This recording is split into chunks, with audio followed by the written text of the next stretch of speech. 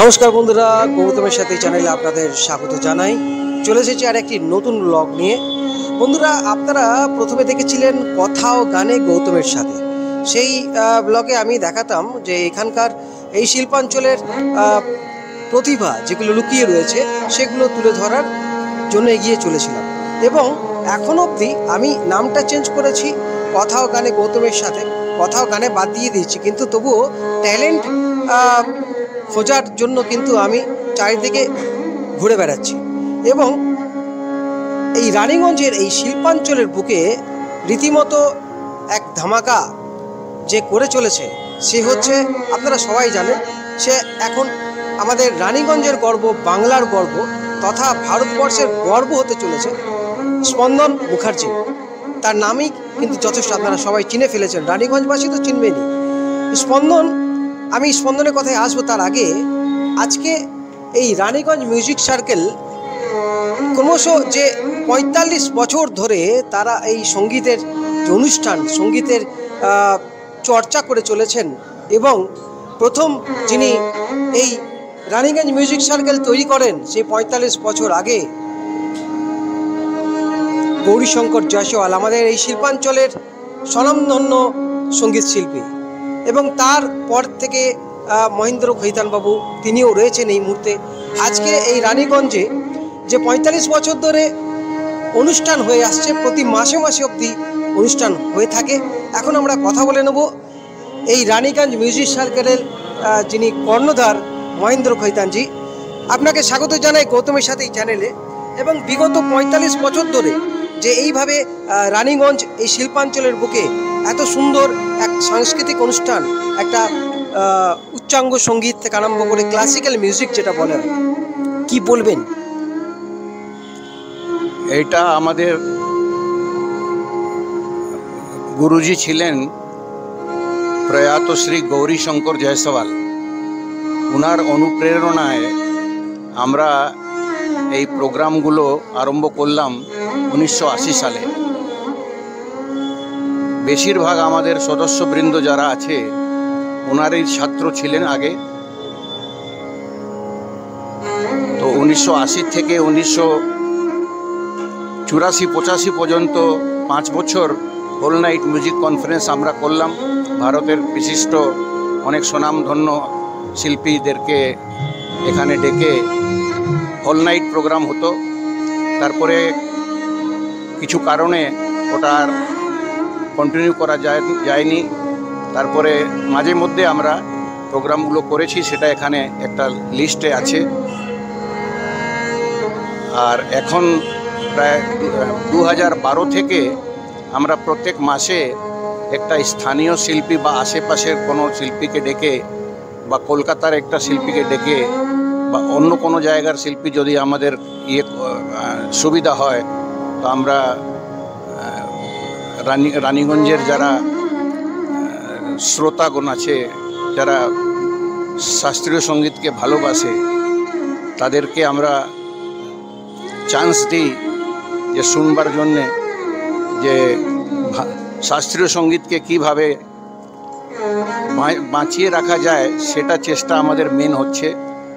আর সে কারণেই মানে বিশেষত রানীগঞ্জ শিল্পাঞ্চলেই আর আমরা এই আশেপাশের অনেক শিল্পীকে ডেকে আমরা প্রোগ্রাম করিয়েছি। এই ১২-১৩ বছর হয়ে গেল এটা কন্টিনিউয়াসলি চলছে। এবং আশা করি সবার সহযোগিতায় এবং যারা শাস্ত্রীয় সঙ্গীতকে ভালোবাসে তাদের সহযোগিতায় আমরা এটাকে চালিয়ে যেতে পারবো। এটাই। আমরা আরও কয়েকজনের সঙ্গে কথা বলবো। এখানে রয়েছেন মধুসূদন ব্যানার্জি। মধুদা, যদি একটু আজকে অনুষ্ঠান সম্পর্কে বলেন। এই অনুষ্ঠান সম্পর্কে বলার উদ্দেশ্য হচ্ছে, যারা এখনও শিখতে পারেনি বা শিখতে চায় তাদের আমরা যথেষ্ট সাহায্য করব, ১ নম্বর কথা। আর বাকি এখনও পর্যন্ত আমরা বিভিন্ন জায়গার শিল্পী নিয়ে অলরেডি আমরা অনুষ্ঠান করে নিয়েছি। আর আমাদের যে প্রয়াস যেটা, যে শাস্ত্রীয় সঙ্গীতটাকে বাঁচিয়ে রাখা, শাস্ত্রীয় সঙ্গীত বাঁচিয়ে রাখতে পারলে আমাদের ভবিষ্যতে অনেক শিল্পী অনেক উঠবে। কিন্তু তো সেইটা এখন আস্তে আস্তে মানুষের মনের ইয়েটা অন্যদিকে চলে যাচ্ছে, অন্য রক সঙ্গে চলে যাচ্ছে, যেটা শাস্ত্রীয় সঙ্গীত আস্তে আস্তে বিলুপ্ত হওয়ার মুখেই প্রায় এসে যাচ্ছে। তো আমরা চেয়েছি এটাকে আরও একটু উন্নত মানের করানো যাক। সেটা হচ্ছে চিরকাল আমাদের কর্ণধার মন্দির দত্ত আগে সব কিছু বললেন, এবার আমাদের প্রেসিডেন্টের কাছে কিছু শুনুন। দাদা কি বলবেন আজকে?